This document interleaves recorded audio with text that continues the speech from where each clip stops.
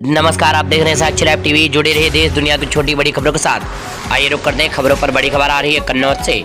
लखनऊ से दिल्ली जा रहे भाजपा सांसद साक्षी जी महाराज ने कन्नौज के सौरिख इलाके में कार्यकर्ताओं से मुलाकात के दौरान मीडिया से बात करते हुए फिर एक बड़ा बयान दे डाला। साक्षी जी महाराज ने ओवैसी की पार्टी को भाजपा की बी पार्टी कहने वाली विपक्ष की बात पर मुहर लगाते हुए कहा कि ओवैसी को यूपी में खुदा ताकत दे। ओवैसी ने बिहार में भाजपा की मदद से कि यूपी में करने आए हैं और बंगाल में भी मदद करेंगे। राजनीति में नेताओं द्वारा अभद्र भाषा के इस्तेमाल पर उन्होंने कहा कि ऐसे नेता सामाजिक समरसता को ठेस पहुंचाने का काम करते हैं। किसान नेताओं द्वारा सुप्रीम कोर्ट की बात न मानने पर कहा कि ये देश का दुर्भाग्य है। दुर्भाग्य से कुछ लोग पूर्वाग्रही, परिवादी, जातिवादी, स्वार्थी लोग न सुप्रीम कोर्ट को मानने को तैयार, न सरकार को, न संविधान को मानने को तैयार। कानून को अब अपना काम करना चाहिए। सुप्रीम कोर्ट ने जब कमेटी गठित कर दी है तो अब आंदोलन का अर्थ नहीं रह जाता है। तत्काल आंदोलन समाप्त कर देना चाहिए और सुप्रीम कोर्ट द्वारा गठित कमेटी से बात कर अपनी बात रखनी चाहिए। भाजपा के मुस्लिम प्रेम पर पूछे गए सवाल पर उन्होंने कहा कि भाजपा सबका साथ, सबका विकास के रास्ते चलने वाली पार्टी है, जिसके चलते भाजपा मुसलमानों का विश्वास जीतने में, उनका विकास करने में लगी हुई है। अब मुसलमान इस बात को समझने लगा है कि पिछले 65 साल से हिंदुस्तान के मुसलमानों को तुष्टीकरण के नाम पर डराया गया है। इस कारण अब मुस्लिम समाज भी भाजपा से जुड़ने लगा है। साक्षी लाइव टीवी से संवाददाता ज्ञानेंद्र दुबे की रिपोर्ट, कन्नौज। कहाँ जा रहे थे आप? कार्यक्रम तो कुछ नहीं, अपने संसदीय क्षेत्र से दिल्ली की तरफ प्रस्थान कर रहा था। इन लोगों को पता चल गया, रास्ता घेर लिया। ओवैसी जी यूपी चुनाव की तैयारी में जुट गए, क्या भाजपा को फायदा होगा या नुकसान? कौन?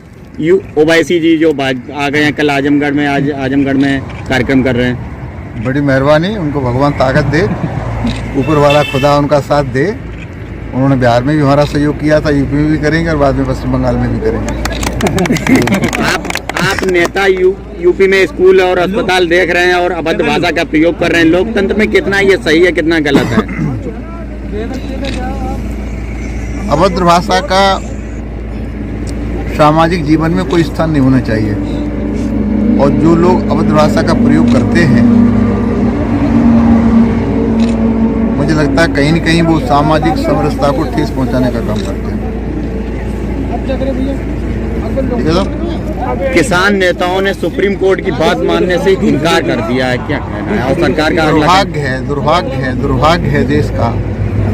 इस देश की रक्षा के लिए राष्ट्र की बलिवेदी पर सुभाष चंद्र बोस से लेकर के पंडित चंद्रशेखर आजाद, भगत सिंह, पंडित राम प्रसाद बिस्मिल, अशफाक उल्लाह, झांसी की रानी, रामगढ़ की रानी, हजारों शहीद इस राष्ट्र की रक्षा के लिए बलिवेदी पर न्यौछावर हो गए।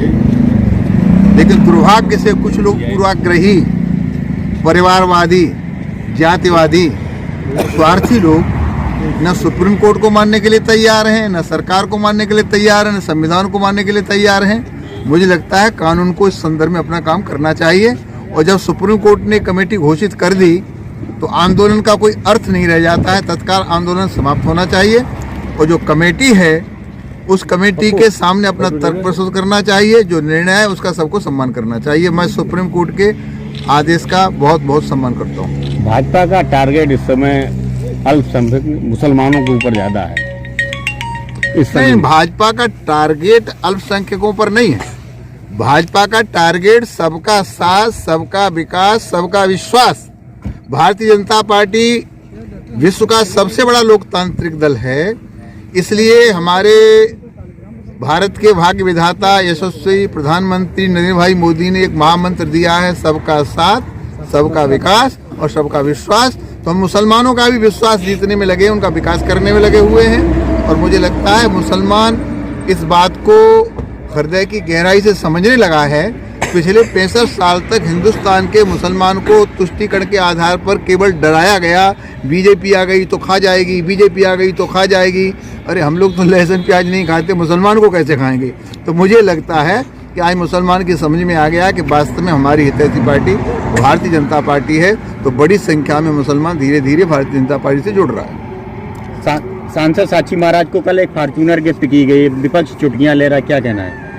अब चुटकियां लेने वाले चुटकियां लेंगे, देने वाले भक्त की आस्था थी, मेरे मना करने पर उसने दी है। उसी फॉर्च्यूनर से मैं दिल्ली की यात्रा कर रहा हूँ, तो क्या कर सकता हूँ।